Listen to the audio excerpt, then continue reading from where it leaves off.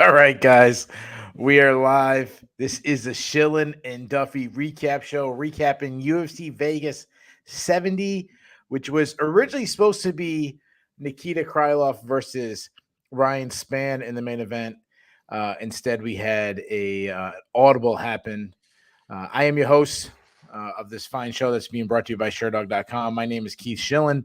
Joining me, as always, is the great senior editor, Mr. Ben Duffy. Ben, the more I think I know MMA, the less I know. We got some things to talk about. Tell me how you doing. I'm doing all right, man. I mean, unlike Nikita Krylov, I show up to work even when I'm sick. Nobody in the chat knows, but I came down with COVID like Sunday night. I've not put on shoes in like 6 days, dude. I can barely sit up straight. I am. I haven't put underwear on in 6 days, so we're all good. Hey, but I mean, I'm negative now, just kind of recovering. But oh, good grief, man. Anyway, I'm glad to be here. Glad to be here talking about this card. And sure enough, I always say at the end of our previews when I'm inviting people to join us here, we'll talk about what was good, what was bad, what was surprising, and what was controversial. And there's always something. Well, this card was full of surprises, wasn't it? Yeah, we'll get to all that. Shout out to all the guys in the chat.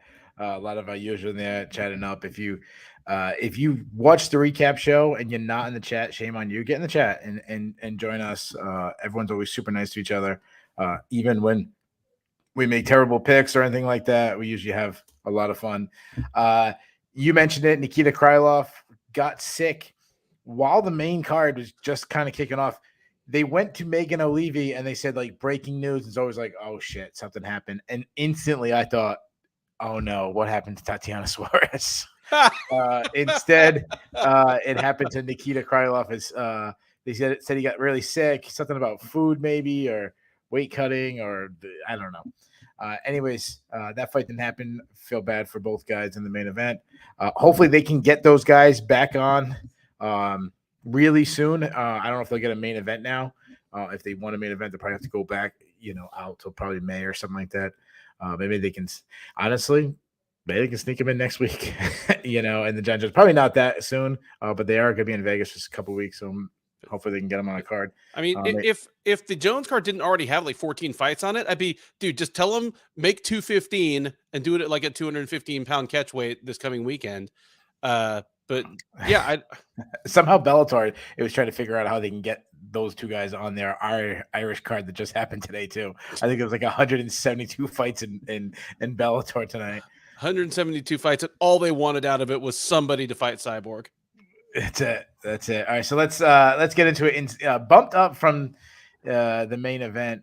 From the co-main to the main event was the middleweight clash with Andre Muniz taking on Brandon Allen. I will say this. There was a lot of people who predicted Andre Muniz to win, you and me included. There was a lot of people that was picking Andre Muniz to win by submission.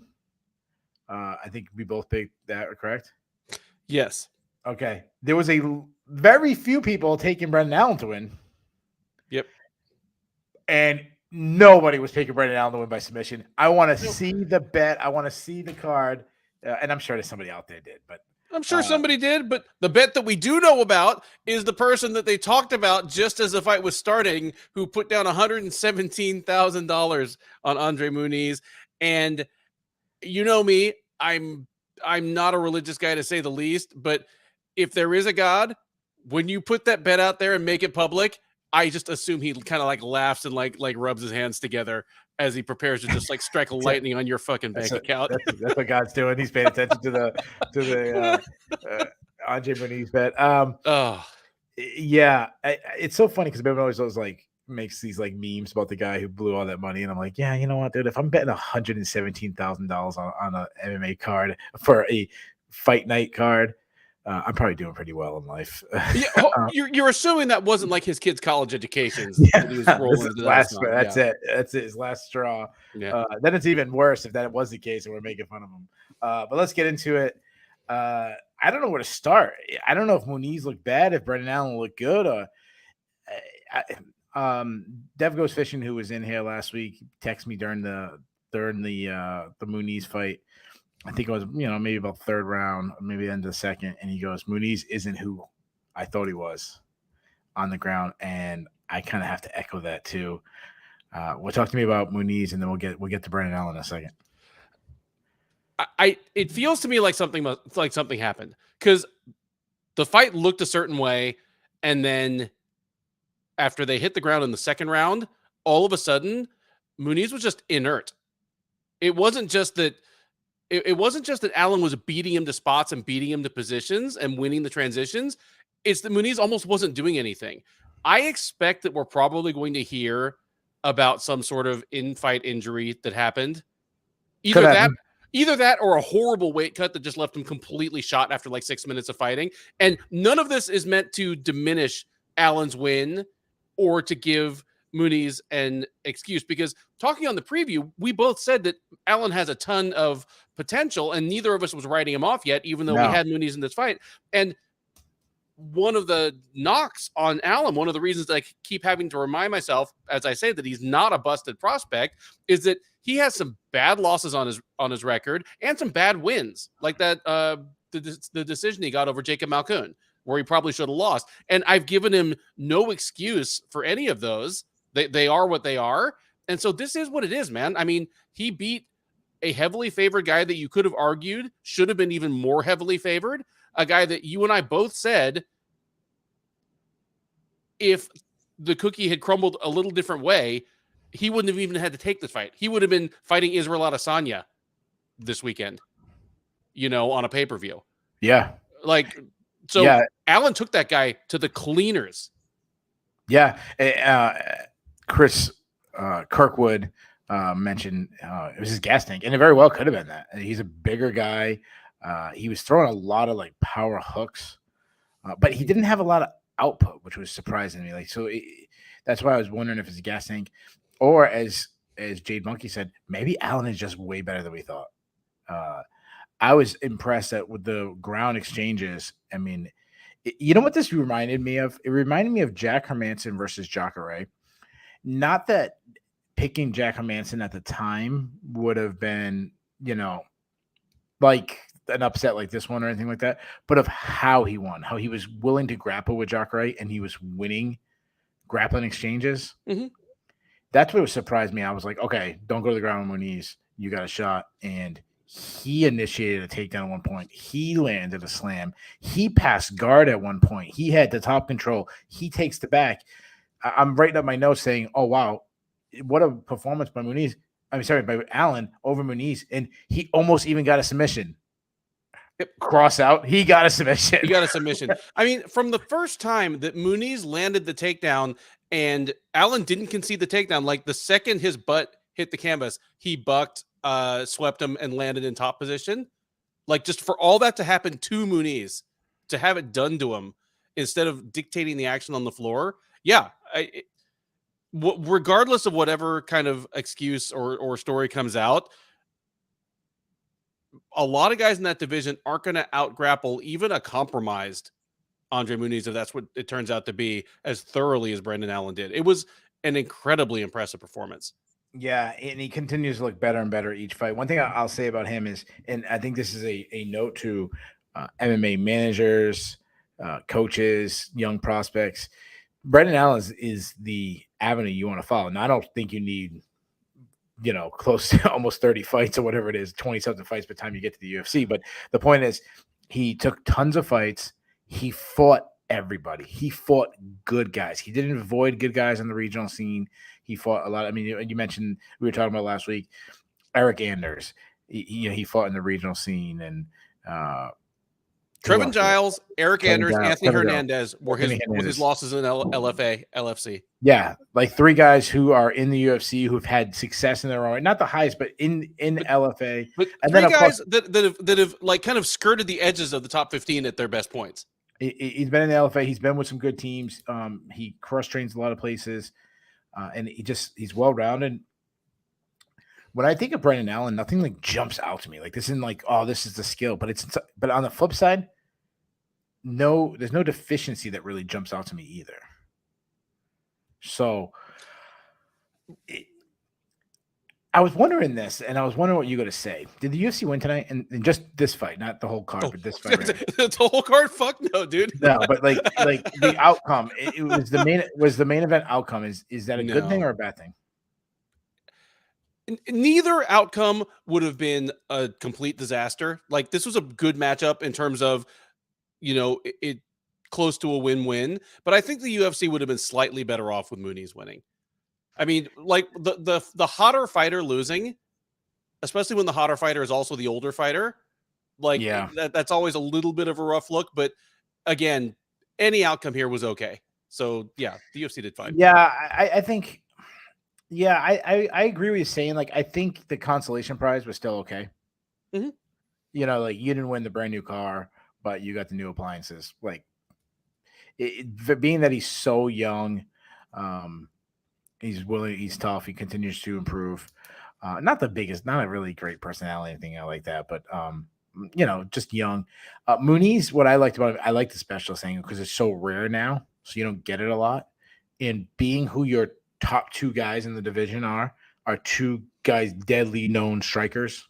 It's still, I still think that striker versus grabber, those moments when, say Alex Bahia wins again and he's fighting Muniz and Muniz is in deep on his legs, trying to lift him up. He's getting that position. That position where they're like starting to get off their feet, but you don't know if they're going to get completely off the feet, they're going to get taken down. It's that like everyone goes down, like what's going to happen? And then it's like, the canvas is lava. Like as soon as it hits on the Muniz is going to do his thing and it's going to be over. Like those moments were going to be so big if they fought. Yeah. I don't think you have that anymore. But now it's not striker versus grappler. It's the next generation, the younger guy, the guy coming around. I'm not saying he's got a title shot or anything next. I'm just saying. So I think the consolation prize is okay. Some said weight cut, some says injury, some says maybe he just wasn't that good. Could it be a little bit of all of the above? I'm not jumping off the Muniz train at this point. He looked too good. He's looked too good in his wins. Yeah. Too complete, too physically dominant. I would need to see him lay another egg like this before I'm really concerned. But you asked a question earlier, just a few minutes ago, that I wanted to circle back around to briefly because, you talked about, I'm not sure what all Allen is best at in terms of specialty, but I also don't know what his like big liability or vulnerability is. That's something I do feel better about because on the preview, I compared him to a young Luke Rockhold. He already, and I put up, I think it was Dev's comment about this. He already looks more comfortable exchanging in the pocket, and I'm less scared to see him exchanging in the pocket than I ever was about Luke Rockhold. He's already a more sound defensive boxer, and he has, I mean, at least at this point in his career, a better chin because Rockhold's chin didn't get better, but it was never great. Yeah. So Allen, I would have said coming into this, if he has a liability, he's more of a kicker than a complete striker, and he's a bit of a defensive liability on the feet, but he looked okay tonight. Yeah. I think Brendan Allen, if he wants to be the next Luke Rockhold, might want to get rid of that stupid hat. But I think we need a little like he looks like redneck Shavkat Rachmanov because it's like a raccoon instead of like a rabbit or whatever that. I think we need another like Luke Rockhold in MMA in 2023. Like who's the 2023 version of Demi Lovato? Like who can Brendan Allen? Throw out in the chat who Brendan Allen can be. Is it still Demi Lovato? It might be. I don't know. Is she still alive? I have no idea. I like when he got caught like going in Valley Laredo's like DMs and she blasted him. Actually, I don't like that. Like guy shoots a shot, you don't have to blast him on. But yeah, throw in the chat who the 2023 who can we hook Brendan Allen up with? Like what crazy pop singer or something that celebrity can we throw out there for Brendan Allen to date? Let me ask you this question, and obviously I'm going to circle this to Brendan Allen in a second, but I think it's April. Is rematching Pahea? I believe it is. Let me check and make sure. Yes, April 8th. Okay. Say Pahea wins. Just for sake of this argument, Pahea wins. So we can't, we don't do a trilogy fight in MMA with Izzy. So Izzy loses. Now he's 0-2 against Pereira in MMA. Who fights for the title next? Who's Pereira defending his title against? I think it's going to be one of the old guard at that point. Yeah. You know, like I think someone like, I mean, like not Strickland at this point because he has too many recent losses, but someone like Cannonier sneaks in. Whitaker. I mean, Whitaker would probably be the most obvious one. How's Chimaev? He has done anything to deserve it. He has not. He's done nothing to deserve it. But honestly, it's more than anything down to what Chimaev wants. They're going to have to pin Chimaev down and say, okay, you can try to be a 2-division champ, but you got to pick one to be champ of first. Do you want to go at 170 or go at 185? Oh God, I love this. Brandon Allen should slide into Dustin Poirier wife's DMs.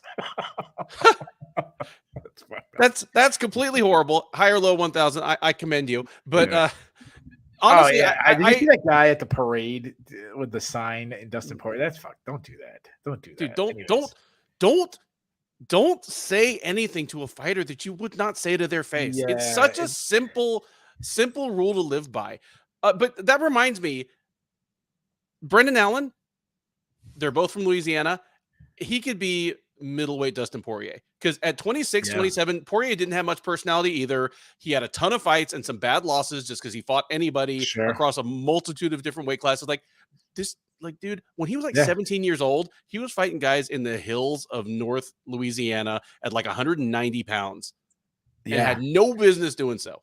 I don't think those fights are even on his record. They probably shouldn't have been sanctioned. He was probably fighting in jeans. But I'm telling you, I've seen video. I can see, and obviously there's a lot of development that would need to take place in between. Nobody would have predicted Dustin Poirier becoming Dustin Poirier either.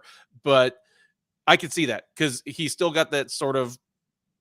He doesn't come across on the mic as well as he might in another 5 years or so.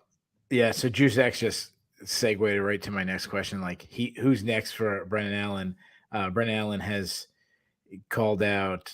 He called for a fight with Sean Strickland. He called for a fight with Chris Curtis, trying to run back losses to them. I think he threw out Jack Hermansson's name. He threw out everybody's name. That's kind of he said that who do you want to fight next? I want to fight everybody. So I'm gonna let you say. And then I'm going to surprise you with who I pick. So you're matchmaking. You call it Brendan Allen, and he goes, "Hey, I'll fight anybody." Of course. Okay, so his name's signed. Who you sign on the other side? And we'll throw this out to the chat too, and we'll see. So everyone in the chat, write down the name that you would book him next, and I'm going to surprise you with who I'm booking him against next. I like Jade's suggestion here. I want him against somebody who's been in the title picture, but probably isn't immediately there again right now. Brunson, Vettori, Cannonier. I like those three names right there. Okay. Brunson, Vettori, Cannonier. All right. So we were just going through a list and we said, who's next for the title? And we had nobody. And if Pereira wins, it obviously, as you mentioned, it definitely opens up more opportunities for your Cannoniers, for your Vettoris, for your Whitakers, for all these guys. But if Adesanya wins, you could do the trilogy. You could also argue that, hey, maybe Pereira needs to win again because, he wasn't a long reigning champion like Israel Adesanya. I'm trying to set up my next title ship. I'm putting Brendan Allen in the number one contender matchup. And so Whitaker or Chimaev. There's my two options. I like co-main event of a pay-per-view. I'm doing Chimaev or I'm doing Robert Whitaker. And dude, I love either of those fights as a fight. Regardless of consequences, even if this were a different time for the division and it wasn't an obvious title eliminator, I like it as a fight. You know what I'm saying? I'm going off it. He's young. He just won a main event. He's won 4 fights in a row in the division. So a lot of those guys, again, sure, I understand it's not the highest guys in the 4 fight. I get that. But nobody else in the division can say they're on a 4-fight winning streak in the division. Nope. Other than Brendan Allen. I'm thinking of. I know Juice X said Muniz is number 11. I don't know if that was the Sherdog rankings or the UFC rankings, but I think that's the UFC's rankings. Okay. Yeah. My point is though, like Muniz might have got a title shot off of this win. So Yes. it's kind of like we've talked about before. Like, hey, I beat him, so I get all the names with him. Like all the guys he beat, I get all their names. You get the bag of scalps. You take it. Yeah, Man. yeah. Like the old days when they used to, you know, cut the hair of the guy. With the Targaryens would cut the hair. Well, yeah, you get his bag. You know. All right, let's go with Muniz.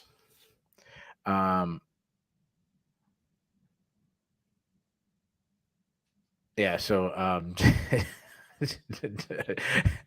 he called discount Whitaker. You know what? I'll say this. People do stuff like that. Obviously, he's talking about Jacob Malkoun as discount Whitaker. That's pretty funny. Guys change fight to fight. They really do. And I think we've seen that. Because a lot of people mentioned the Jacob Malkoun fight for this one and said, I already saw him lose to a worse grappler. Or a lot of people think he should have lost to a worse grappler, should have lost the decision. What's he going to do against a better grappler like Andre Muniz? And he looked fantastic. So, yeah. And the other thing is, when we matchmake, we're not saying, okay, he's going to win this matchup. We're just saying, like, this is the fight we're booking. Yeah. So, what do you want to do with Andre Muniz? He just fought a main event, so he obviously his clout goes down, but it's still a main event, so he's going to have a decent name. What are you doing with him? Oh, somebody kind of on the outskirts of the rankings coming off a loss, or somebody dropping in the rankings. Like, I don't want to just send him all the way back to square one. He had a lot of momentum. He looked great on that streak. I still think this fight might have been an aberration, even if Allen really is, even better than we thought. I like maybe the loser of Vettori versus the Leeds. Okay. I was thinking the same route. I didn't go with that matchup, but I'm going the same thing. I'm doing loser of Brunson and Duplessis. I like that as well. So shout out to the guys in chat. A lot of people threw up Malkoun. We will not refer to Malkoun by that name anymore. It's going to be Discount Whitaker from now on. So there you guys have it. Let's move on to the rest of the card. The rest of the card, we're going to go a lot quicker. Let's be honest. It's not the deepest card. Augusto Sakai beat Dontel Mays. This fight was god awful. This is one where I picked Sakai by decision. You picked Mays by a first round knockout, and I said, I hope you're right. Yeah. I was right. And, First of all, what the hell was I thinking? Listen, this is one thing we don't do. We're not the guy who puts out betting advice, and then like when they get it, they have to like every single fight they get right, they have to tweet, "Oh, I plus 3 units for that pick," or like that's not us. Like we'll get the pie in the face if we get something wrong. I don't care. Like what the hell was I thinking? I mean, I don't mind picking up my dap when I feel like I made a good call, but dude, this fight, I would rather fight Augusto Sakai than watch him fight. Because even if he would knock me out in 30 seconds, as long as he doesn't literally kill me, that is 14 and a half minutes of my life I get back. I think about the UFC matchmaking and all the executives in the room. There's Dana White, there's Mick Maynard, Sean Shelby. Who else is in the room? Anyways, the big name guys. Is there like one guy in the room that when they're like making the order, just always has to like, all right, here's the 15 fights we have, and there's just like one guy who always like, well, we got to put this terrible heavyweight one up near the top. That's just the rule, and then just all and like they all just like. You ever have like a stupid rule at now? Obviously, you work for Sherdog, so there's no stupid rules on Sherdog, obviously, because I mean, there's no better place to work than that. But you've obviously had other jobs before you work for Sherdog, and there was just like some stupid rule. And everyone's like, hey, where do we get that rule? And like, no one can answer. Maybe that's like breaded into the UFC. Like, it's just a rule that this terrible heavyweight fight has to go on the main card, and nobody knows why. They still got that 2002 mindset of like, all those people when they're at the Wings and Boobs, they're going to look up and they're going to see two big dudes slugging it out on the TV, and they're going to start liking the UFC. Dude, if people looked up at them fighting while they were at the Wings and Boobs, they'd push their food away. Yeah, like it was a like lot. There's a lot of slapping titties. It was a lot of slapping titties in this. Dude, Augusto Sakai is actually. I mean, I'm glad he's not on our cut list tonight. That he didn't get his 5th loss in a row. But the dude looks like a bag of milk. Yeah, you're sad that Augustus Sakai is not on a. Or are you happy he's not on our cut list? I feel bad for him. He deserves better than he's gotten. I'll say this about this. I don't say he looked good tonight. He reminded us that there was a time like he came in as a, I don't know, what'd you say, like a B, like a heavyweight. That's like a B. Like he's never going to win a title or never really be a contender for a title, but he's not a bum. And then we just remembered like, oh, that's what he is. He's okay. Like he doesn't look good. He got smashed by the A level heavyweights. Yeah, but he's not gonna. I was thinking he was completely done. I thought he was losing to the D level heavyweights. He showed no. He's better than him. He was better than him everywhere. He was faster than him. He hit harder than him. He was better. At one point, I think he just pushed Kentucky Federation judo champion Dontel Mays down. Yeah, he out grappled him. He wore on him, but he had the bigger titties. That was, Oh yeah. I'm not gonna say what I was gonna say because there might be a child listening somewhere, but yeah. I mean, we're still in prime time. If we were talking at 1 a.m, just let fly. Yeah, I'm gonna say something. I was gonna say something pretty bad, but I'm gonna. Mike Fridley might still be up. He might be watching, so I want to. And he has like a 7-year-old that. Like, yeah, I want to looking over. Yeah, I want to get to UFC 285 next week. I'm gonna do all that research, not to get fired tonight. Is there anything you want to say about this fight? Just damn it, Chase Sherman. It's now your fault that every UFC heavyweight's going to get one more chance because they brought him back when he was like 3-9 and he won and actually knocked someone out. So now there's it's the Chase Sherman line. You have to lose a lot of fights. It's not even the Sam Alvey rule. It's the Chase Sherman rule. Like this fight brought to you by Chase Sherman. Yeah. Dirty Reg said anybody that has faith in Dontel Mays was silly. Yeah, absolutely right. Like, what the hell was I thinking? I picked him to win. What the hell was I thinking? It wasn't having faith in Mays. It was not having faith in Sakai. But yeah, that was a terrible pick by me. That's gonna be a theme, by the way. Let's move on. Almost felt like the main event, the way it was getting pumped. The return of Tatiana Suarez as she took on Montana De La Rosa. She won by second round submission. Was it 4 years? They're saying 4 years since Tatiana Suarez last fought.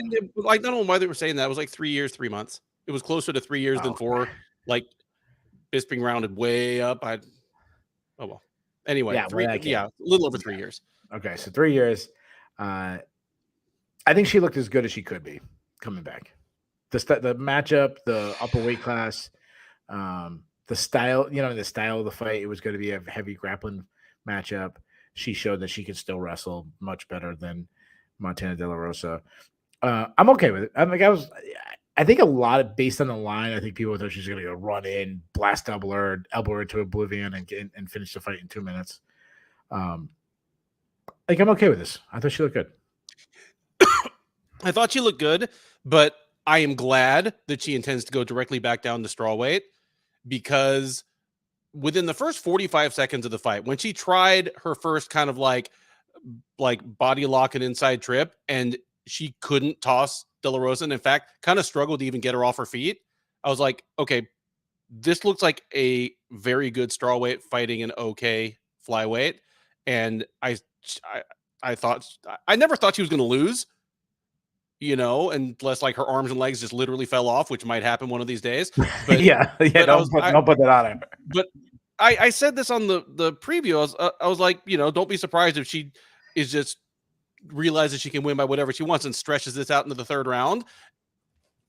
But are we going to be talking on the after show on how she matches up with Valentina Shevchenko? And like, we're not. Yeah, it's a little ahead. I just hearing all the stuff that's happened to her, it just feels like a female Job from the Bible. If you're familiar with the Job story, where everything just kept going wrong for the poor guy. It was God testing Tatiana Suarez or her faith or something. I don't know. She was always a bigger strawweight. I mean, she's always like a longer lengthier.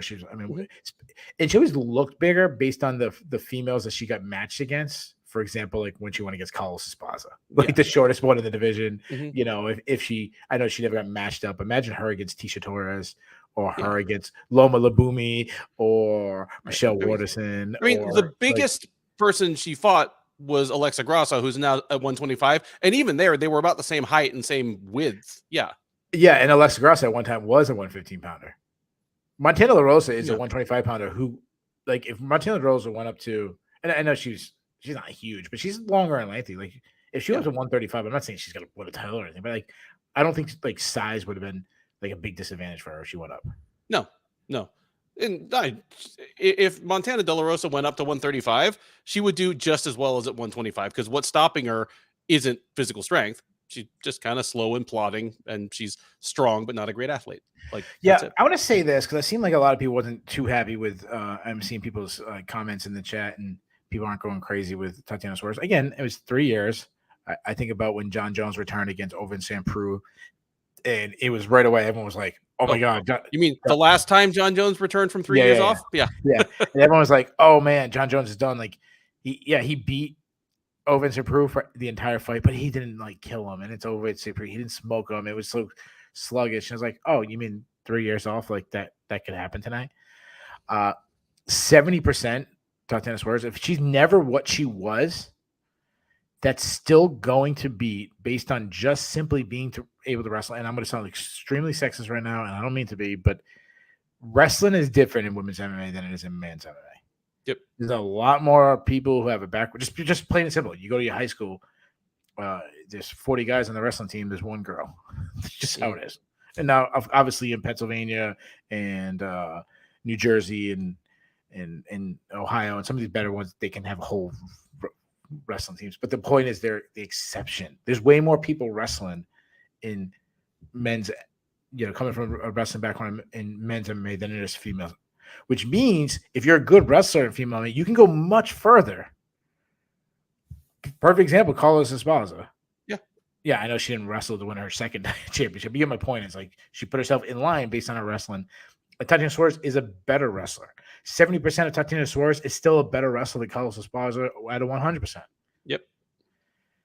So 70% Carlos Esparza is still a big threat to pretty much every single woman in both the 115 and I still believe the 125-pound division. Yeah, I mean, I definitely like her better at 115, and the version of her that fought tonight, I like one more fight to kind of, again, just continue knocking the rust off, show that she can do a camp and be back ready to fight in another 4 months and make the weight better, even if she can make the championship weight. If they send her down and let her fight a top 10 woman at 115, I'm fine for her to get a title shot off of that. Yeah, I'm really concerned that we might have a Cain Velasquez, Travis Brown situation. Remember when Cain Velasquez was out for so long, he came back and gets Travis Brown. Wheel kicked a 6'7" man in the head. Like had this moment where he's smashing everyone and was like, oh, the GOAT is back, the most talented heavyweight, all this stuff. He's the most dominant heavyweight, whatever. And then he just never was the same. Injuries, and then knockouts, and then obviously the law and stuff. But I hope that's not the case with her. I hope she can fight more. I hope she can continue to perform. She's up there in age, so the clock is ticking, so she might get a little fast tracked. You like her better at 115. I agree with that. I agree with that for a couple of reasons. One, the size advantage that she has. I don't know if, and again, obviously I'm not a doctor or anything like that, but how much of a weight cut affects her health? That I don't know. If it has any effect on her health, injuries and everything, then obviously I'd want her at 125. But also for her, if I'm a manager of her,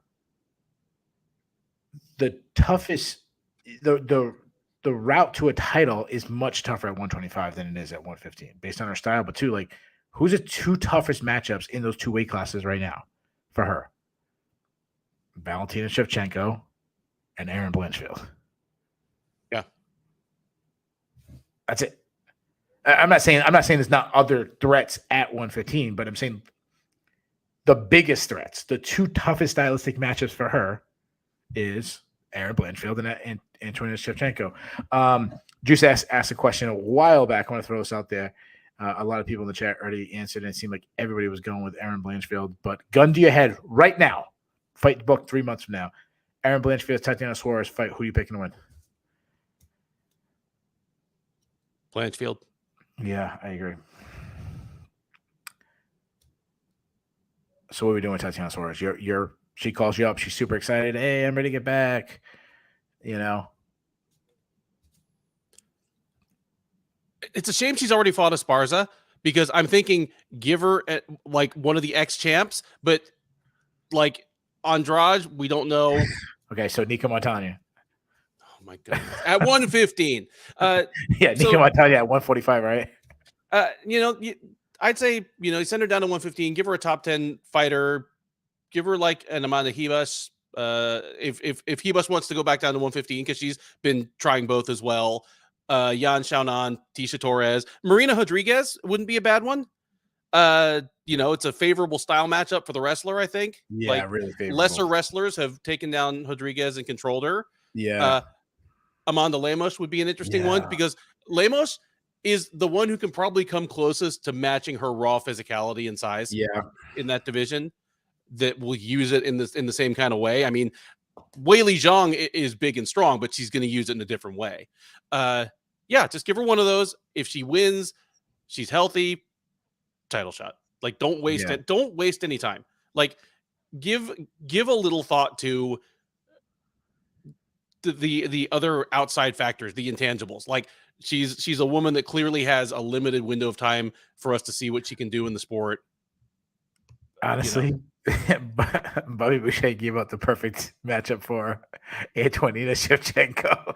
Antonina Shevchenko has been hanging out at the the other KJF, the Kyrgyzstan Judo Federation. G-Zax is throwing out Mackenzie Dern versus Angela Hill. Yeah, I thought Mackenzie Dern, but the problem, to me, I'm trying to get to Tatiana Suarez to keep winning. She's 10-0. When she's at the top of her game, she has this Habib type aura to her. So I want to continue to feed that. And Mackenzie Dern is a threat, being that if the fight gets to the ground, obviously what Mackenzie Dern can do, the submission threat. I'm going lower on the list than you. I'm trying to give her a tough matchup. But test her more than she was testing tonight. I'm going Yan Xiaonan. Okay, I think that is another very favorable style matchup for her, but I like that. I mean, she will bully Yan Xiaonan because Xiaonan is already kind of willowy and physically weak and susceptible to getting bullied, and to put her against the ultimate bully seems almost cruel, but fair play. I was going to say that the Hill Dern winner is almost too much of a step down for me, but I realize now that if Hill wins, that's 3 in a row. Yeah. If Hill wins, I'm doing that matchup all day. Yeah. I'm trying to keep her away from Mackenzie Dern for the time being, because I'm trying to get Tatiana Suarez wins. And if I'm the UFC, I'm trying to get Mackenzie Dern wins too. So yeah. And at 115, you kind of have, you've mentioned this. You've been like the leader of this. I don't know what the word, but this thought is that the 115 is like this just same people as a champion. Yep. So Tatiana Suarez is one of the few that isn't. So I'm trying to build up that star. So I might even do main event. I might do a fight night main event for that matchup. Suarez versus Yan Xiaonan. Some people are joking. I think Ben Cooley said I said Antonina. I believe I was going off of somebody else saying Antonina. If I accidentally called Valentina Antonina, I didn't. I apologize. I apologize very sincerely to Valentina if I called the Antonina. So overall, what would you grade Tatiana Suarez's performance? Like B, C. If you're a coach, like you feeling good, you feel or B+. Like she was never in trouble. Montana De La Rosa never got anything done. It was just a matter of it wasn't as effortless as some people might have expected it to be. But you know what? Go watch her fight against what's her name? I can't think of it right now. Her last fight. Amanda Nunes' girl there. Nina Ansaroff? Nina Nina Ansaroff, Nunes now? yeah. Yeah, Nina Yeah, Nunes. Like she beat her, but Mhm. she didn't just run through her. Yeah. And I'd say Montana De La Rosa is about, Ansaroff level I would say so, and bigger.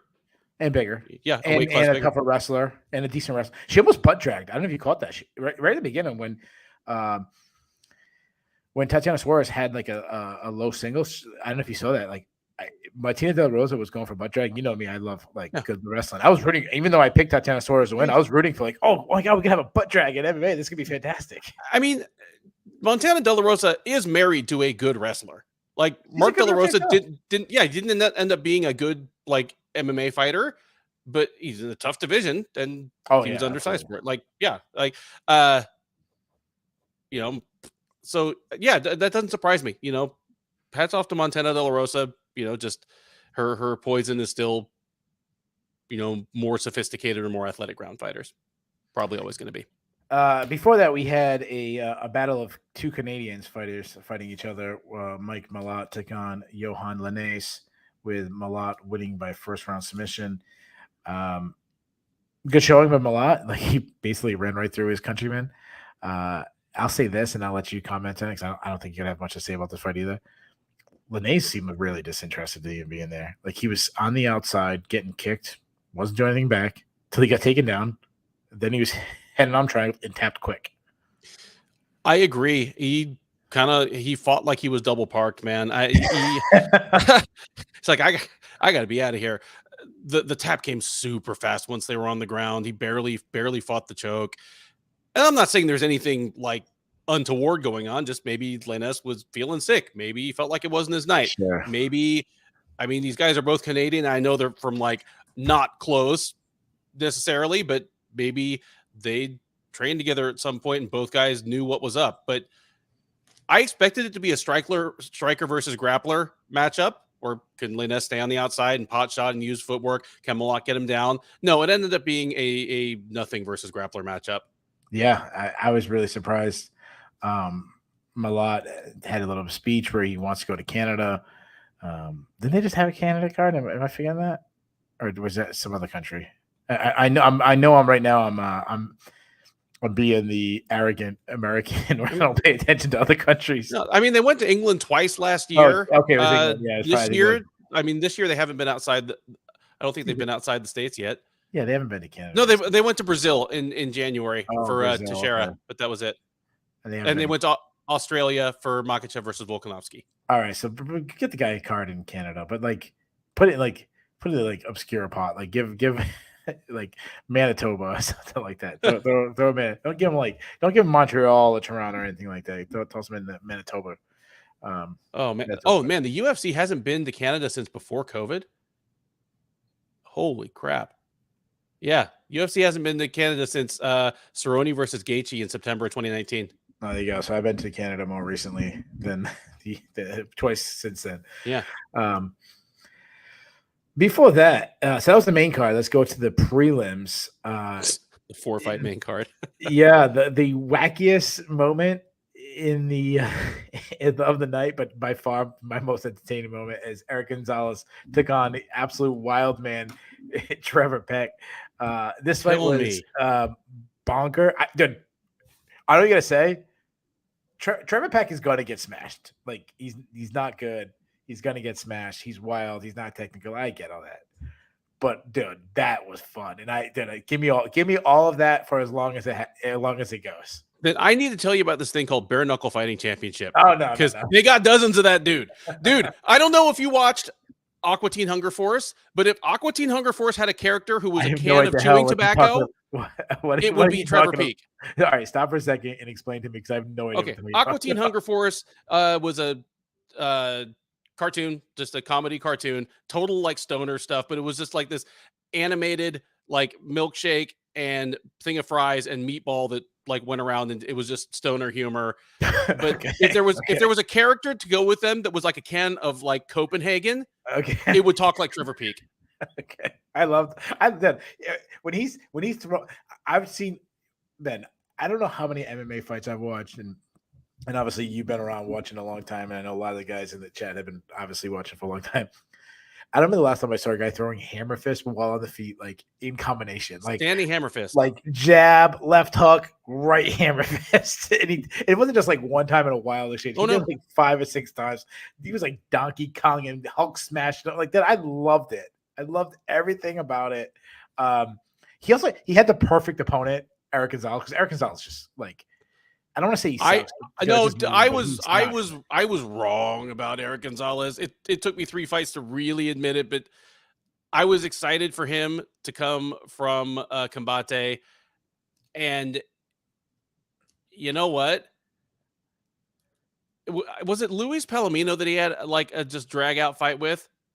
Might have been. Yeah. I mean, I figure if that was good enough, for Justin Gaethje, maybe it's good enough for Eric Gonzalez. Not the case.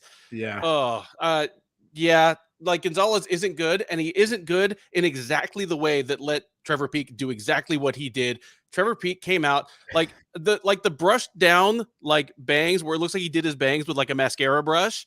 Yeah. Like just looked like a kid from Alabama ready to go to the prom. I saw that. I don't know if this is true, but I saw somewhere a tweet that Jason Knight is on the Ultimate Fighter show. I don't know if that's true or not, but if he's back in the UFC, like speaking of bare knuckle, yeah. But he did well there. Yeah, wow. They just this. I know, for a guy who's really known for his grappling and well, he was actually, I don't know if he was known for anything other than Billy and the Hillbilly, but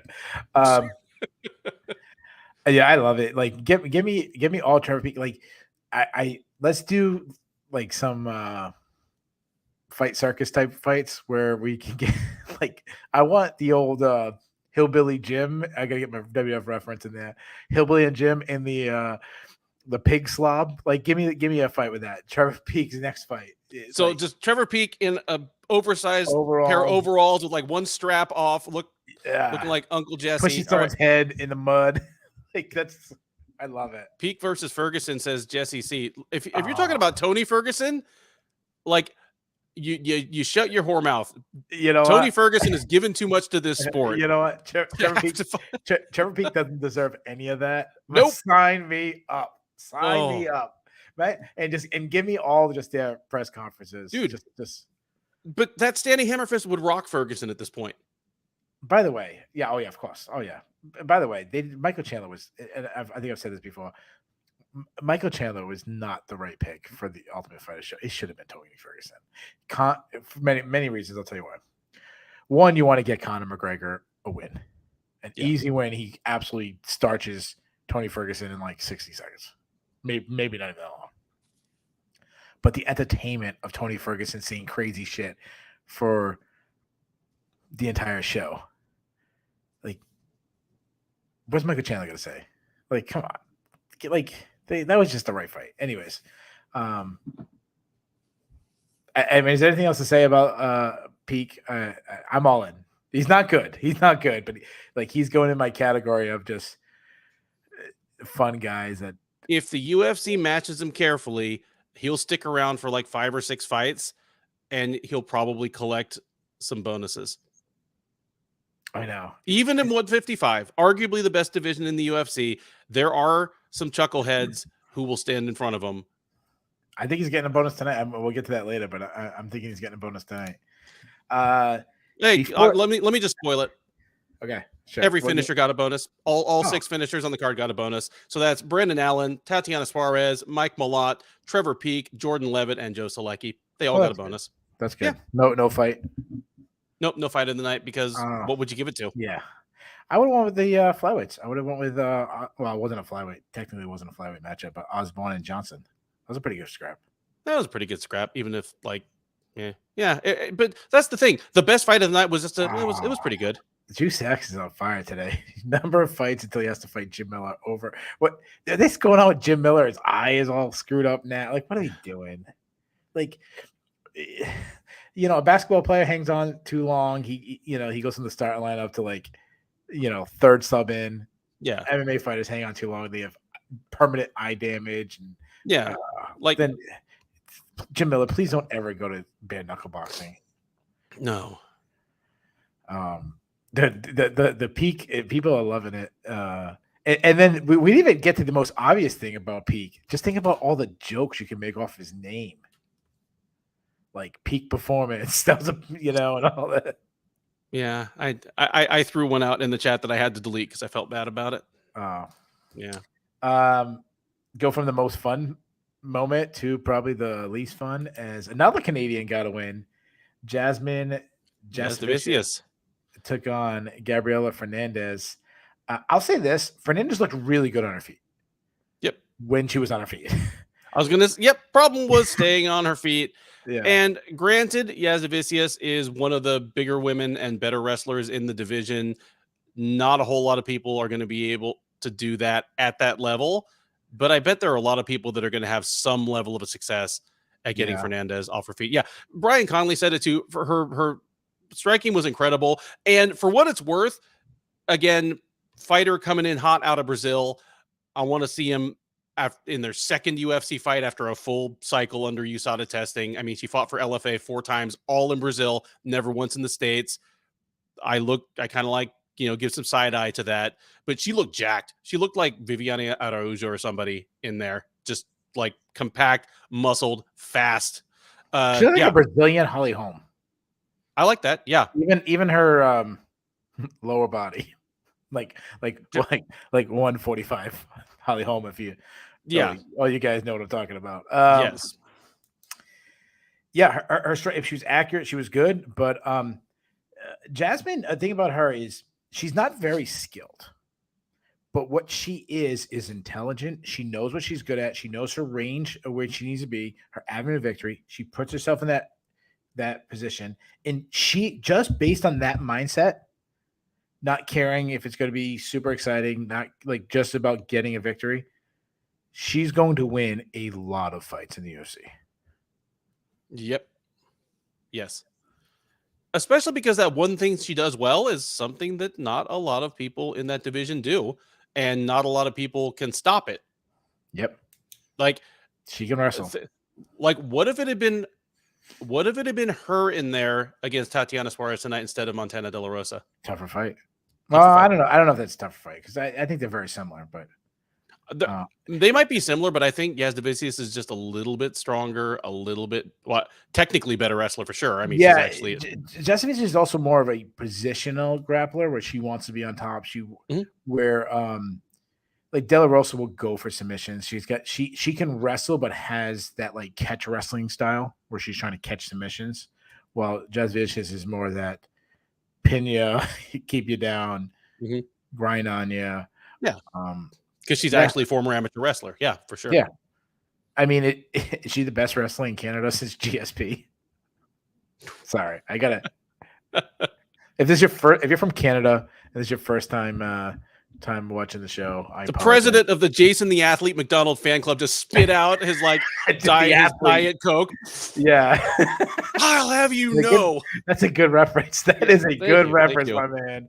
But someone's gonna send you like just a gif of like Gary Goodridge putting Paul Herrera in a crucifix. What about this, Keith? Yeah, that's right. Yeah, probably Lev will probably be pounding the Gary Goodridge love. Oh, shout out to I know it hasn't came out yet, but if you're big into Canadian MMA, the Sherdog.com will have top 10 greatest Canadian fighters ever. We had a lot of debate going on in that. We certainly did. I mean, I got some hate for having former UFC welterweight champion Carlos Newton extremely low on my list. Just barely made, but I almost didn't make my top 10. I mean, not to tip the hand too much, I think I'm the only one that put Christian Lee like anywhere in his rankings. No, I had Christian Lee, man. Okay, cool. See, we think alike, but God, what was I going to say? I had the female fighters much higher than most people. I had Julia Budd, Sarah Kaufman. In like my top 3 or 4. Like I had them really high. I think I had GSP, Rory McDonald, and I think I had the 2 women. I mean, TJ Grant. So TJ Grant should not be in the top 10. I'm saying it right now. Look at his list. He had a nice end of his career run, but the rest of his run was like win, loss, win. It's loss. it's the what might have been thing because he looked so good and then had to quit abruptly. You know what have been? He would have first a top guy and he got smashed. That's what would have happened. He wouldn't have got smashed. Well, he was lined up for the title. Who's gonna fight? Who's gonna fight for the title? Was it Anthony Pettis at that time? Was that even before Pettis? Or was that would have been right around the Pettis era. So he actually might have won that. He might have won the title. Who knows? No, I take that back.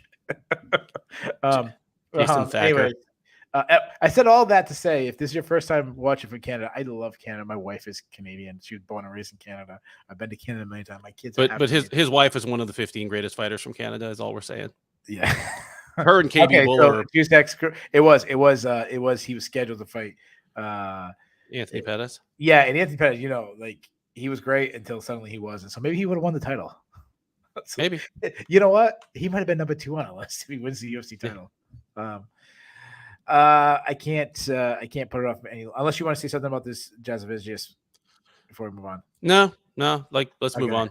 All right, we can't hold it off anymore. The people's moment. I got to break a rule, brother. I had a rule, and my rule was I will never pick Jordan Wright until he shows me he can strike. Jordan Levitt. I'll never pick Jordan Wright. That's still a rule. But Jordan Levitt, I will never pick Jordan Levitt until he can show me he can strike. Jordan Levitt with a knockout win on the feet. Not one of these like ground and pound. He knocked out Victor Martinez in the first round. He still looked really slow from distance. But he gets his plum clinch. Knees, lands like 2 knees. One knee first stuns him, second one drops him. Jordan Levitt. I'm picking him next fight. Jordan Levitt. Here's the thing, man. I mean, he is still a terrible striker for about 3 minutes because I only got 2 fights wrong tonight. I got the now main event, Muniz. I got that one wrong, and this fight. The rest of it, I aced. Did perfect on the card. So hold on, you got this. I'm sorry, you had 2 fights you were wrong the whole card? Yep, that's it. Nice job. Every single other fight I got right. And I felt pretty good about this pick for about 3 minutes because Levitt is still so terrible on the feet. Like multiple times, Martinez just threw a left straight and nailed him right in the face, unblocked. But as long as Levitt is kind of underratedly big and strong in the clinch and is able to do damage to people like Martinez that were clearly worried about the takedown, he's going to stick around, man. You know, he reminds me of who? He reminds me of Ivan Salavari. Oh my goodness! One of Canada's. No, he's not from Canada. He's from Washington State. Up north. They will trade. We'll give him Washington State. They can have it. You know something? Bye, Misha Tate. Do you want to know how dumb I am? Yes. So when I was, it was 5th or 6th grade. I'm not sure what grade it was. Maybe somewhere between 4th and 6th grade. We had an assignment where each kid was assigned a different state. Oh no. Oh yeah, you see where I'm going with this? I think so, but hit me. I got assigned Washington State, and we had to talk about things that go on in Washington State. Yeah. I wrote about Lincoln Monument, and I wrote about the state cap. I legit thought the capital of our country was in Washington State. I didn't know that Washington D.C. was a different place. Ooh. Yeah, that's amazing. Yeah, that's public school. Awesome. That's public school education for you, right there. I like Jordan Levitt. I wasn't young, dude. I wasn't like 3rd or 2nd grade. I was like 5th grade or something. I like Levitt as Ivan Salavari. I mean, he's gonna have a hard ceiling. But as long as he can at least somewhat take care of himself on the feet, and again, do damage when he can to people that are scared of the takedown. Because, dude, as soon as Levitt shoved Martinez into the clinch and shoved him to the fence, 2 things were obvious. Levitt had a strength and leverage advantage on him. And 2, Martinez, all he cared about was a level change. You could see he was looking right at like Levitt's hips and just got kneed in the face twice. Then I ate a couple elbows and shit was over. And Martinez is normally not a chinny guy, and he just melted. Like Levitt clearly was hitting him hard. If you watch right before that safe side, because you gotta always hear everything you're saying. He's saying in the pits, which means catching him coming in underneath the pits to stop when the arms are stretching, it's easy way to get underhooks and take them with your legs. So all they were thinking about was him shooting there, and then he said he was shooting knees up the middle. Yep, rough times. So they have it. Way to go, Jordan Levitt. Next, we'll have to see the next preview show if I'm going to take him or not. Before that, Ode Osborne took on Charles Johnson. A really fun fight, in my opinion. One of these fights where Ode Osborne won a split decision over Charles Johnson. I don't feel like either guy's stock. Like Johnson lost. Like I don't feel less about him, and I do feel better about Ode Osborne moving forward. But Johnsons lost. Charles Johnson lost a decision, and Ode Osborne's Johnson got knocked out. Because why you're the best of the biz, brother. Dude, like that nut shot was. I'm so glad that Ode Osborne took the full 5 minutes to recover, because they needed to go send out for like that little suction cup thing that they use at body shops to pull like dents out of fenders and body panels. Like turn his innie back into an like, dude. Yeah, and someone in our chat has tried doing that to their dick before. Well, let me know how it works for you and what brand you tried. Yeah. But no, like, I understand why it was at 130. You got a huge flyweight coming in on less than 2 weeks' notice. I felt the same. I feel at least the same about Johnson, and at least somewhat slightly better about Osborne. We said coming into this, or at least I said, I still feel like Osborne, he might not be a top 10 guy, but he's a guy that should be better than his record is, but just he's gotten some rough draws, and then he's had a couple of brain farts at bad moments. He's had opponents who missed weight and were better than him. Here, I feel like he was probably about the best Ode Osborne, can be. Yeah, we had a split decision, and I thought the debate would be like them debating. Like the chat would be saying, I thought Johnson won or Ode Osborne. No, that's not the debate. The debate going on right now is who had worse hair or better hair. Better hair was Ode Osborne. Like Johnson's hair is terrible. Dude, Johnson, I mean, just shave that shit ball, dude. Like, I believe that people, regardless of their race, ethnicity, national origin, should not be allowed to have a mullet. So Charles Johnson, you're black, you can't have a mullet either. Mullets suck. No. But except for Peak. If Peak wants to go full mullet, he can. Well, I think Peak, like, he basically just has a reverse mullet. Like, he just turns it around and those bangs like fall back. Into, like, there should be there's gonna be like a 3 or 4 state. If you live in those states, it's allowed. So it's like Alabama, Mississippi, Kentucky, Arkansas, Oklahoma. Just because there's so many wrestlers from Oklahoma, and wrestlers still love to have mullets. Kansas in there. So like that, those like 6 states, and like all of Canada can always have it. Oh, yeah, it's like the Canadian passport. That's how you get back across the border without having to show the little blue book. That's right. Oh, yeah, got that and like a denim vest, and you can go. No, like Ode Osborne with his like little mohawk of dreads. I love that. I mean, Keith will not know this band, but like I'm a Fishbone fan, and he just looks like a member of Fishbone. I love how you put. You don't think I'm cool? Like I wouldn't know who Fishbone is. See the one time I throw it out, and Keith's like a huge Fishbone fan from like way back. Who the hell Fishbone is?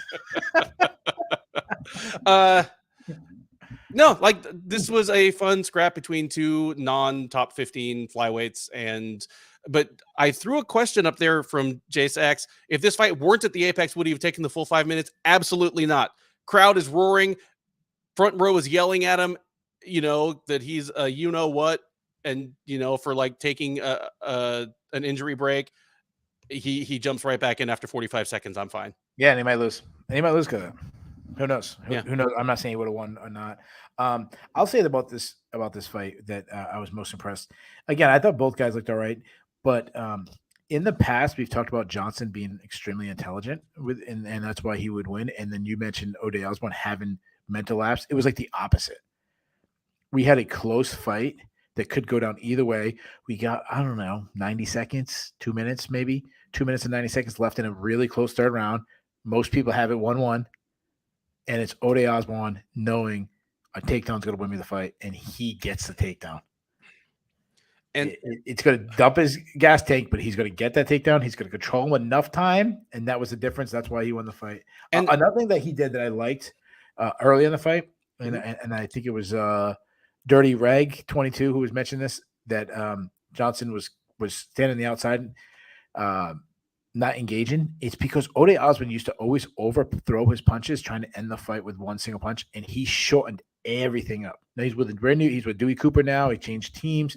That might be something they really focus. He looked so different. No tells. It was just short, straight shots in the first round, second round. I thought he looked great. I completely agree. And again, and I feel bad because I've said this like 3 times on this recap, but even if he's not a future top 10 guy, if he can just be the best Ode Osborne he can be, he'll stick around in the UFC for a long time and make a good amount of money. And yeah, like good showing for him. Charles Johnson, man, talk about problems with game plan or adjustments. Dude, he threw the exact same front kick and got it caught the exact same way in all 3 rounds. Yeah, I also thought he over exaggerated his wrestling, like the wrestling advantage. Like if you told me one was gonna have a wrestling advantage, I would have thought Osborne would have the wrestling advantage. That reminds me, if you or anybody in the chat knows why Charles Johnson has the Olympic rings tattooed on his back, I would love to know, because those are huge Olympic rings. Like those are bigger than Ronda Rousey's Olympic rings, and Rousey has an Olympic medal. Like, why does he have a foot wide Olympic rings on his back? Maybe he went to Salt Lake City to watch and was just drunk. It goes to a party in Salt Lake City. He's like, dude, throw the rings right on my back in a tattoo party. I was in Salt Lake in 2002 for those Olympics, and if I saw a black person, I would have remembered. Hey, just Aunt Walker, Ben was one who said that, not me. Moving on. Shout out to Dirty Reg saying back off Arkansas. Don't forget, man, I don't know too much about geography. I already proved that. So I'm not going too hard on you. Joe Selecki is a UFC talent, or pretty good talent. Carl Denton, I don't know if he's a UFC talent, and taking a fight on days notice, short enough time that we didn't even preview this fight. Which I'll automatically chalk up to a win for me, because I definitely dude, we both would have taken Selecki, because the thing is, if you watched any tape on Carl Deaton, and I did actually today while Bellator was going on, just out of curiosity, I mean, he's Trevor Peak without the charming accent. Like most of his wins on the regional level, he's just kind of a come forward slugger. That wasn't going to be good news against Selecki. It was a complete ground assault. Basically from the first time they touched. Yeah, he was really I'll give him this. He was outclassed, but he's tough. Like Selecki, he had many submission attempts.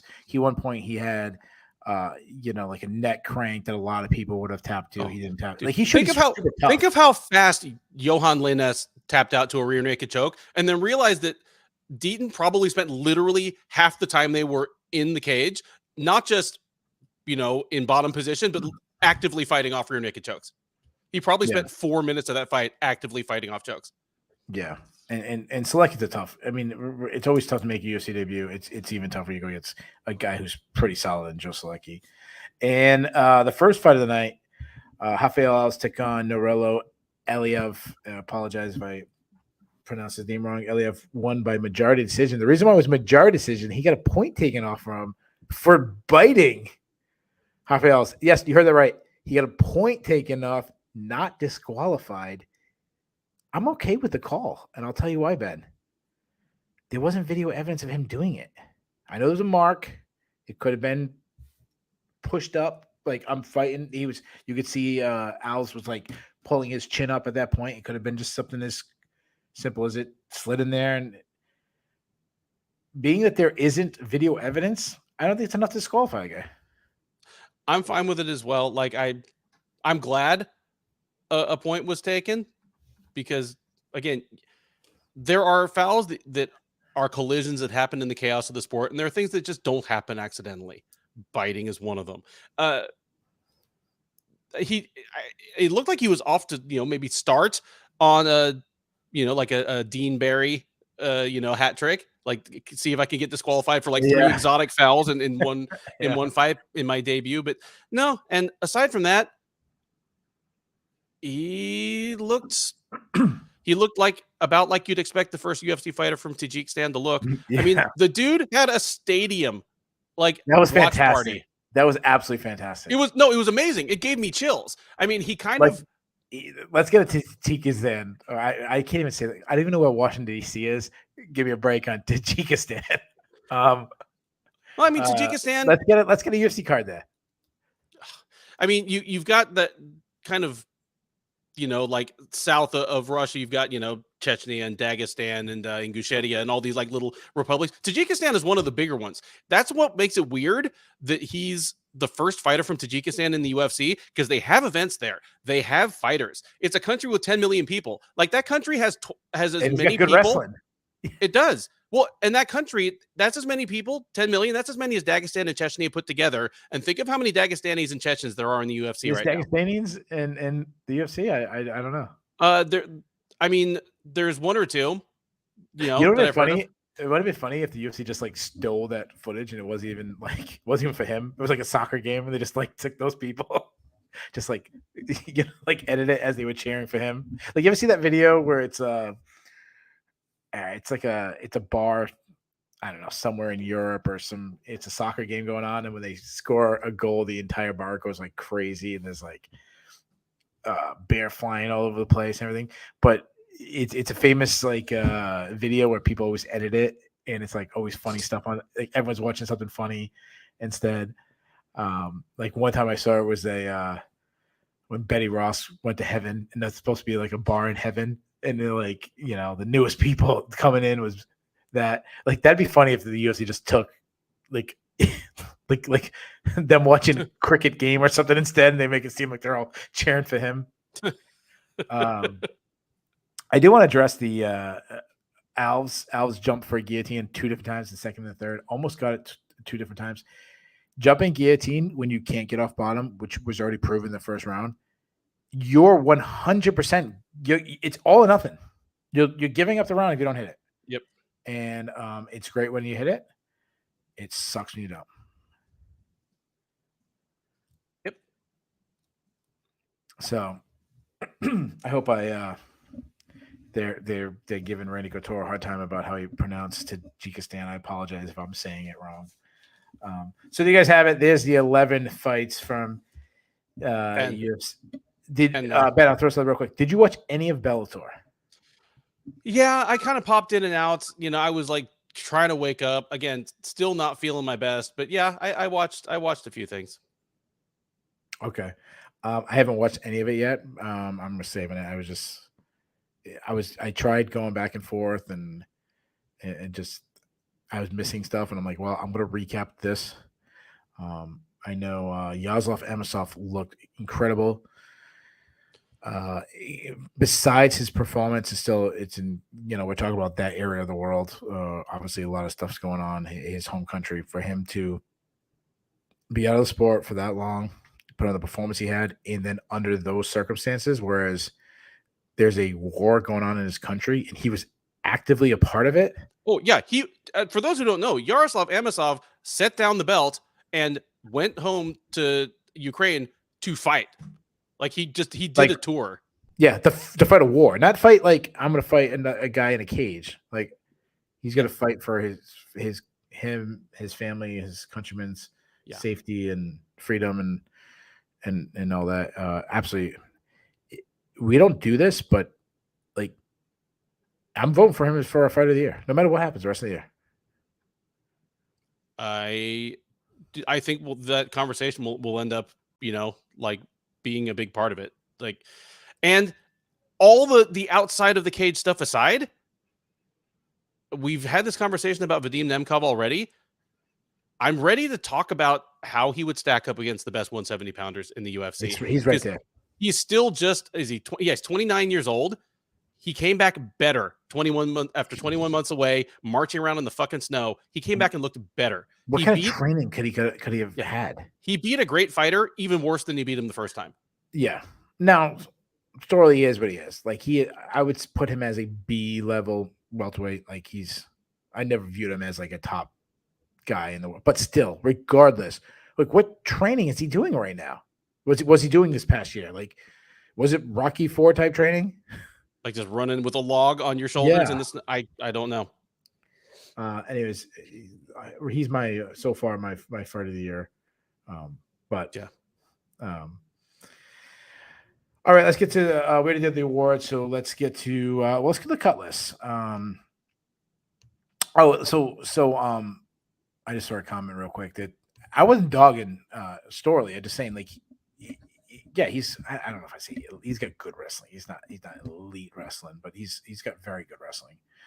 But yeah, he's good. But if we were ranking the welterweights in the world, I wouldn't put him in my top 10. So that's what I mean by it. Like, yeah, no, I wouldn't put him. I in my wasn't top dogging 10 either. Storley. I wasn't dogging Storley. I didn't mean to. Like, Yeah. He's good. I'm just my point is the moment to me was bigger than who he beat. I would say that, Does that but make sense? yeah, but Like, he could have fought anybody. He could have fought anybody. He could have fought anybody, but this was a good barometer also of where he slots back in as a fighter. Yeah, he's head and shoulders above anybody in Bellator right now. Mhm. The division, and maybe all of Bellator, but at least in the division. Cut list. I got two guys. Oh, I've got two as well. All right. So the way the cut list works is if both me and Ben have this person on their list, we give the UFC permission to get rid of the person and open up spots for other fighters. So obviously it sounds negative, but it's also like, hey, it's necessary. Alan McDonald says cut Eric Gonzalez. I have Eric Gonzalez on my list. I have him on my list. There you go. Eric Gonzalez, you are free to be cut from the UFC. Ben, you have another list, which means Bass is cutting. Bass is, I mean, he must be in a mood. Bass is cutting. Man, Bass is cutting Vic Martinez after one fight. Piss off, dude. That dude's my friend. All right. I'm keeping Johan Lainez. Yeah. I probably should cut him. He's got one loss. He's got won his fight before that. Barely over Darian Weeks, who's not good. No. And he got plunked by Gabe Green, who's not great. But no, he stays. He gets another chance. Rafael Alves, I am sorry to say, is gone. I kept Rafael, and I'll tell you why. He's lost, but it's a good dudes. Like, he's not losing to, like, Drew Dober was one of his losses. Yep. Demiris Magula was one of his losses. Like, those are two studs, and Aliev looks like he could be a stud. Yeah, he's at least good. He lost to a guy at what he does. Yep. So I saved him. The other guy I was cutting, William Knight. He didn't even fight. He didn't fight tonight, but I just wanted to cut him twice. I cut him last week. I wanted to cut him again this week. So William Knight, I just wanted to make sure he got cut. I cut him again. Brutal. I don't know if you saw last week's show. Dude, that was amazing. That was worth the price of admission alone. Cool. Just okay, yes. Yeah, I felt bad for Dev. I'm like, hey, Dev, don't talk for the next 10 minutes. I'm gonna go crazy. Dev had to like rail me in he is a fisherman, so he railed me in every once in a while. Let's do the Bulls and the Bears. The Bulls and Bears are a stock market reference.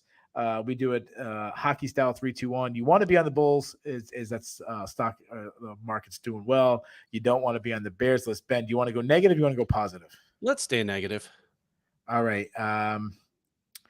Ben, I'll let you kick it off. Give me a Bears, and we'll throw it out to the. I know Juicex did mention like I kind of I did. I was just making it for entertainment purpose. Yeah. Oh, I'm gonna say, Bear is going to be the Kentucky Judo Federation. I don't expect Dontel Mays to fight for a UFC title. I don't expect him to even shatter the top 10. And I didn't expect him to beat Augusto Sakai. I picked Sakai to win. But for him to get badly out wrestled by Sakai, for Sakai to be like doing like belly to back, and I mean belly to back, mat returns and just getting like Dagestani style leg rides against the fence. When you make Augusto Sakai, look like Alexander Romanov or something, that is not a good sign of your Kentucky Judo Federation credentials. So Kentucky Judo Federation takes a step back for sure. So I always picture it like, I think the ultimate thing for this show would be, it would be super cool if we could ever do this. Me and Ben have never met each other in real life. Like, we've never been in the same room together. Ultimately do a tour. We'll go on the road and do the tour. We're not going to Kentucky. We're not going to be invited to Kentucky.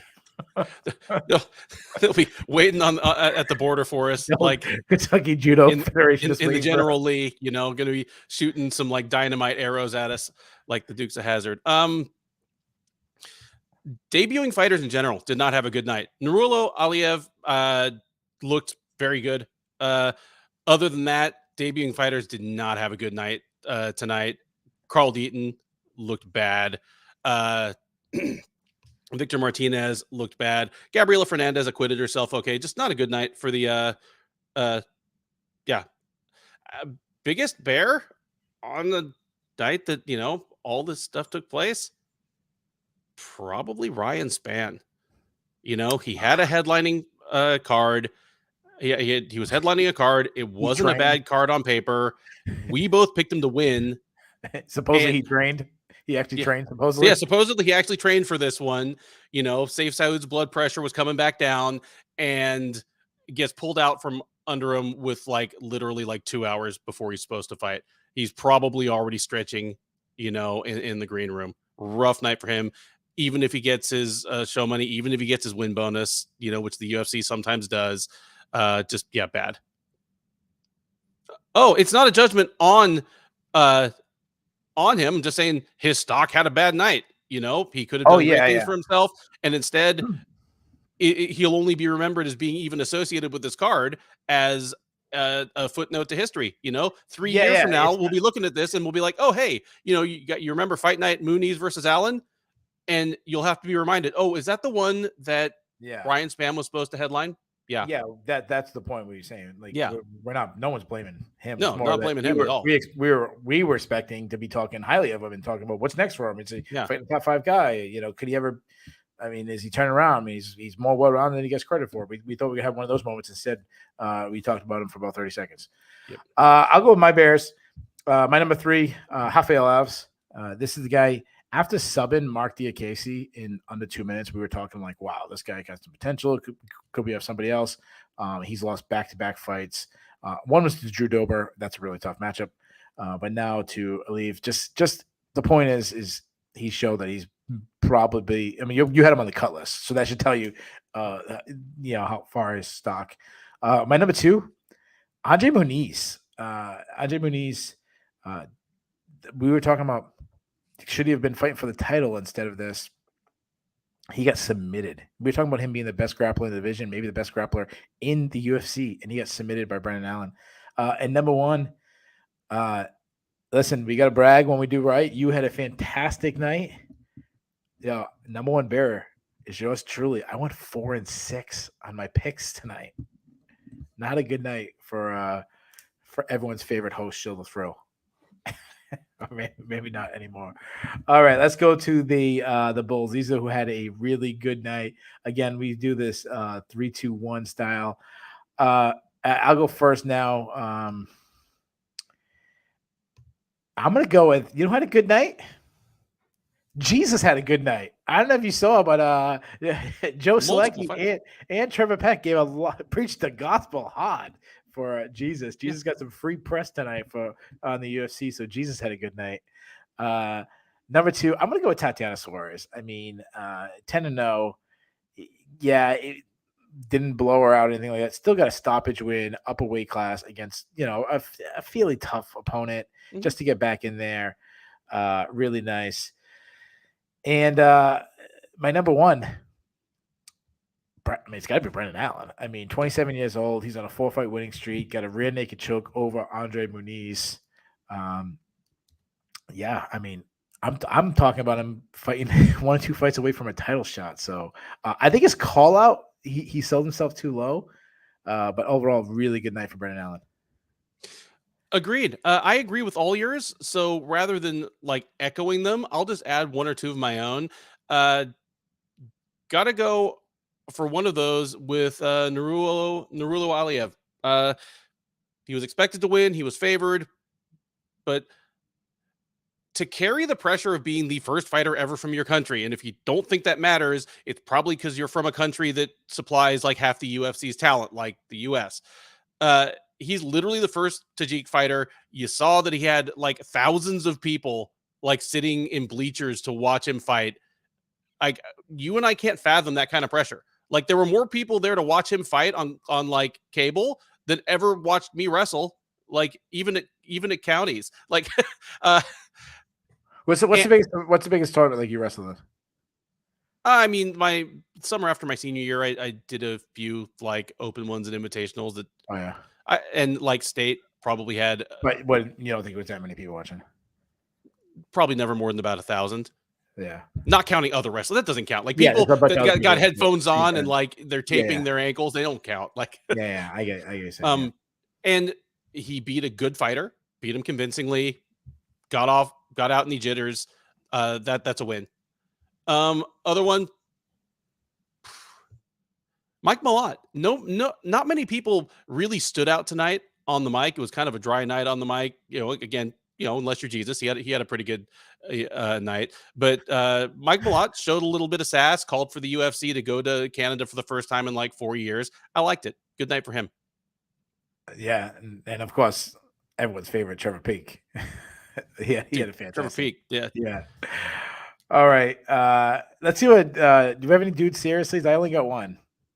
I've got some dudes seriously. Sure. Yeah. I was a little behind. What happened? I was out with my family, so I started a little late. So I had to like rush through stuff. So I don't catch his stuff when I do that. I'm just do one, and I think he's a fantastic commentator. But not one moment tonight was pretty bad. And that was Dominic Cruz when he was going over Nikita Krylov and he was naming his wins. Josh Herman and who's Josh Herman? It was Ed Herman, who's been in the UFC like 40 fights. He's been, wasn't Ed Herman at one point like the longest? And I know it was Andre Arlovsky, and then it was Ed Herman for like longest run in the UFC consistently. Yeah. And then Curtis Blades. So any random black guy must be Curtis Blades. Like Dominic Cruz. Come on, dude. Seriously? God, well, we'll be calling Dominic Cruz like really brave for having like worked through a stroke, on the mic at UFC Fight Night 220. Only one I'll add to that is Eric Gonzalez. Eric, if you and your people watched any tape, you knew that all Trevor Peak had was a black belt from the Alabama Haymaker Federation. And you're just going to stand there and just swing wildly with him and give him his only route to victory? Dude, seriously? You were fighting for your job and you lost it. All right. Before we'll get to the grade. We'll get the grade now. What was your overall grade for the card? And we'll throw out the chat. Give it a B. I mean, wow. Here's the thing, and I know that it's a completely subjective thing, but this card started early, it ended early. Yeah, that always helps. The pace was like, dude, if we're talking about this same card and it's 1:30 in the morning, I'm C minus, D plus. But dude, all expectations were out the window. We lost a fight during fight week. We lost a fight on weigh-ins day. We lost a fight at the beginning of the main card, and it was the headliner. Yeah. Like this was the equivalent of when there's a plane coming into land and 3 of the 4 engines are out and it's got bullet holes in it. It's trailing smoke and fire. Yeah. That it landed at all was a moral victory. And, a couple of fighters took significant steps up. We learned a few things. Tatiana Suarez actually made it. Just the fact that this fight card lost 3 fights and one of them was not Tatiana Suarez probably makes me happy more than it should. Yeah. You're mute. Sorry, I felt the same way about the plane, but like when you arrive, you're like, oh, we finally made it, and you look back and like you forgot your luggage or something. Like, oh, I'm giving it a D plus. You lose the main event like that. We had Augusta Sakai moment was terrible. Yeah, D plus. I was. That's why I was surprised. We were much different on that. I put it. I'm a man of my word. I put it in the YouTube comments area, whatever that is. Obviously to get our views up. But I said we talk about Tyson Fury and not Tyson Fury, Tommy Fury, Fury, and Jake Paul. Ben, who you got winning that fight? I do have Tommy Fury, and it's not because I think Jake Paul is bad. Jake Paul has actually turned into a pretty good boxer. And here's the thing. I like how he's approached his boxing career. Like he's trying to get the best actual boxers he can to box him. If he wanted to, he could box YouTubers and busted UFC fighters who weren't good strikers to start with till the end of time and make money. But he tried to get Hasim Rahman Jr. to fight him. Like, that guy was a champ, a minor champ, but he was an actual boxing champ. Tommy Fury, he's the worst Fury brother, but he is a decent professional boxer of appropriate size. Like, he is going big game hunting to a reasonable extent. I like it, and I slightly disfavor him in the fight, but if he wins, I'm not going to be shocked. Yeah, I kind of like Jake Paul's growing on me. So I want to tell a story real quick to my listeners, and shout out to Jesse C for doubting me the entire show. Like I would ever forget to break this reference. I was doing tape study on the great Bo Nickel, who obviously is real got to be our fighter of the year, obviously. If he fights this year. And while I was doing tape study on Bo Nickel, my son comes over. Now my son just started wrestling, and I stopped watching fights, and then it's like I watched every single one of his fights, amateur, pros, all that. And then I started watching wrestling. I started watching wrestling. I was like, "Hey, Robbie, come here, watch this." And I'm like, I'm like, "Yeah," and he goes, "Is that Logan Paul?" He thought Bo Nickel was Logan Paul, and I've never been more disappointed in my son. So put my son on the Bears list, put me as a dad on the Bears list for my kid knowing more about the YouTuber than the great Bo Nickel. Anyways, I'll take whoever you said. I don't follow boxing. Toughest one. Listener of the evening. I thought the chat was fantastic. A lot of new faces in there. Jesse C was in my running, but he doubted that I would come up with Bo Nickel. I had a bad night. I didn't have that bad of a night. Dirty Reg 22. He came in there hard from Arkansas. Shout out to him. But I have a listener. I want to see who your listener was. You know what? I normally do exclude our regulars who've been with us, for over a year, and we see night in and night out. Boz, Technical Wealth, Marcus Mustard, Ben Cooley, High or Low. Dev is completely, disqualified at this point. But it was cool to see Bobby Boucher pop up. I don't know if it's just a time zone thing, but it was nice to have you back. You had some both insightful and humorous commentary. So Bobby Boucher is Mike. He's, if not my listener of the evening, he's my comeback listener of the evening. There you Welcome go. back, sir. He's your Tatiana Suarez of the chat. Yes. I'm gonna go. I don't know if I can do this, but it's our show, so I guess I can. It's like when they give out a performance bonus, and like prelim people had an amazing moment, but they always give it to the main event. I'm gonna go, and again, I don't know if I can do this, but I'm going with Juice X. As I don't, am I allowed to give Juice X listener? I mean, he came in hard. He had questions that led to segments. He had great insight. So you know what I'm saying is, am I allowed to give Juice X? Of course, I'm giving Juice X our listener of the night. You're welcome to. Oh, and welcome to Gerald Lynch. He says new face, but Gerald is a regular in the YouTube comment section where he actually schooled us as to what a handicapper is, because that's how not on that side of things we are. So we appreciate the education and the adulation. Yeah, there you go. Have it. So there you guys have it. Thanks for coming in, Gerald. Last minute.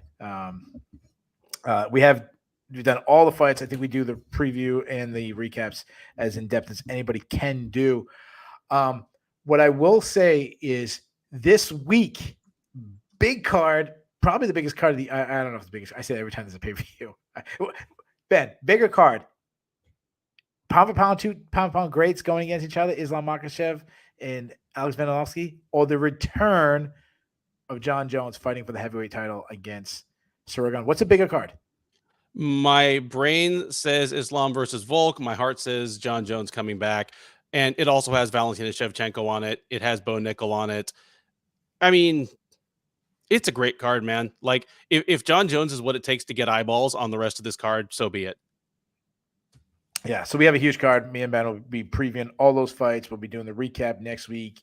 That one will be a 1 o'clock in the morning, talking about the new heavyweight champion. Could it be Suragan winning it, being undisputed instead of being interim, or will John Jones add another belt to his record? So there you guys have it. I'm sorry, the comments are going crazy. We'll be back next week. See you guys.